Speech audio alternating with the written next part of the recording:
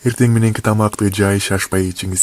Жолдо баратып тамактанганыңыз туура эмес. Эртең мененки тамак жай тынч атмосферада болуусу зарыл. Ар бир даам татуудан рахат алган маанилүү. Бир күн бою биздин организм толук кандуу туура иштөө үчүн энергия, майда элементтер керек. Ал сиздин жакшы туура тамактанууңуздан. Мээ майды, этти жаман көрөт. Эгер эт жеп көнүп калсаңыз, пайдалуу этти алып, акчаңызды экономдоңуз.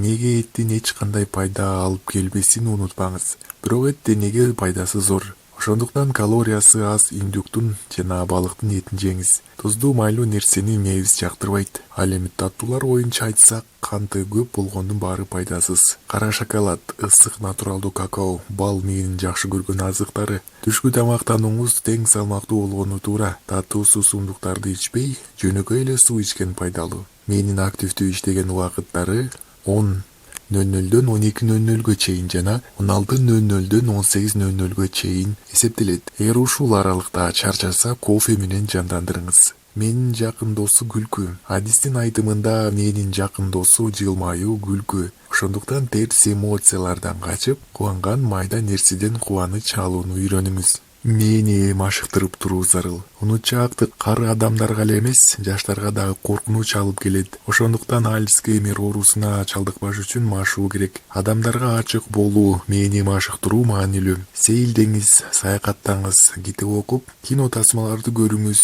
жаңы нерселерди таанып билиңиз, баш катырмаларды чечмелеңиз. Кыймылдоо да абдан маанилүү. 3 маанилүү нерсе: сүйлөшүү, жазуу, кыймыл-аракет. Музыка угуп, бирок бийлесек, бул туура эмес. Альцгеймер оорусун бий алдын алат. Түнкү жакшы уйку 6 сааттан кем эмес болуусу зарыл. Уйку мени таштанды ойлордон арылтат. Саат 22:00дө уктаңыз. Телевизор, компьютерди уктардан 2 саат мурда көргөн туура. Жатаардын алдында китеп окуган жакшы. Эгер ушул кеңештердин баарын сактасаңыз, олуттуу өзгөрүүлөрдү байкайсыз.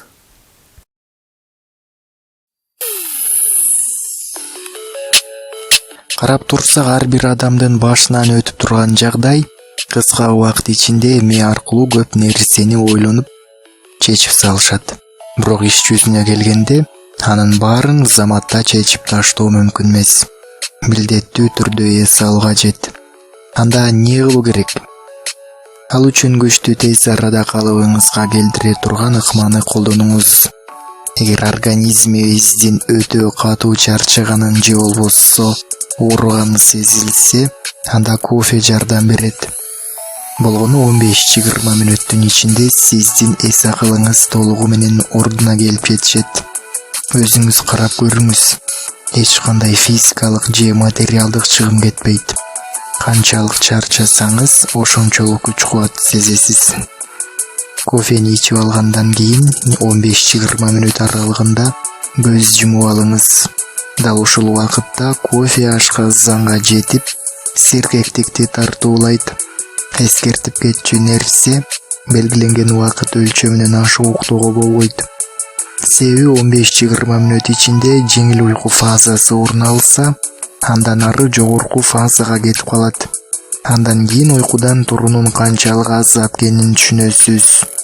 Баарын айтылгандай жасап чыксаңыз, анда уйкудан турганда жакшы эс алып калганыңызды сезесиз. Албетте, организм өзүн толук кандуу жакшы сезбеши мүмкүн, бирок мээ бөлүгү жумуш иштегенге даяр болот.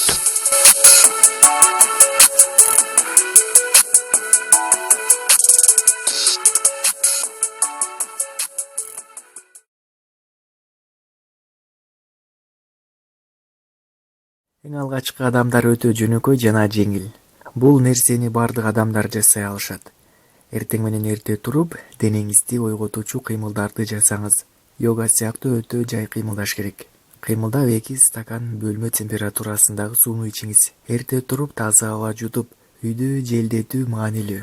2 стакан суунун бирөөсү ашказандын иштешин жакшыртат, экинчиси организмди ойготуп, иштөөгө даярдайт. Уктаган учурда биздин мээбиз активдүү иштейт. Себеби ички органдарды иштөөсүн башкарып турат. Мындан тышкары, эгер адам кандайдыр бир оор маселесин ойлоп уктаса, эртеси күнү ал маселенин чечүү жолун боюнча жооп болот. Анткени мээ ой, эс тутум, сезим менен байланышып эртең менен идея берет. Ошондуктан уйкусуз түндөрдүн сизге кереги жок. Мээбиз майлуу нерсени, тамекини, спирт ичимдигин жаман көрөт, бирок кара шоколадты жактырат. Тамеки же чылым чегүү жүрөккө терс таасирин тийгизгендей эле мени да жабыркатат.